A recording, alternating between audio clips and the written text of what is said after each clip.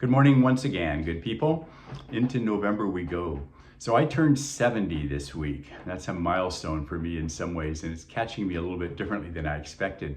I happen to be reading a book that just came out that's actually been very helpful. It's by Father Ron Rolheiser, whom I've mentioned to you before, who articulates very well for me so many things.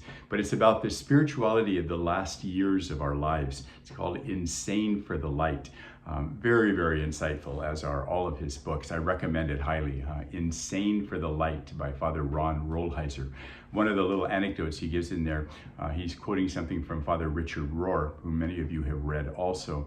And he says, as we age, there's three different options we can develop, especially as men. But he says you can become pathetic old men, you can become angry old men, or holy old men.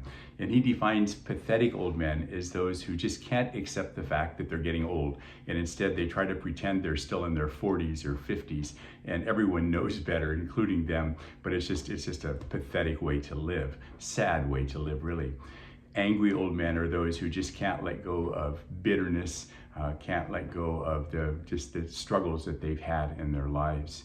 And finally, a holy old man isn't just about a piety, but it's about becoming generous, becoming mentors to others, becoming gracious, being vulnerable with our own shortcomings, and learning to accept all of that, being who God has made us to be.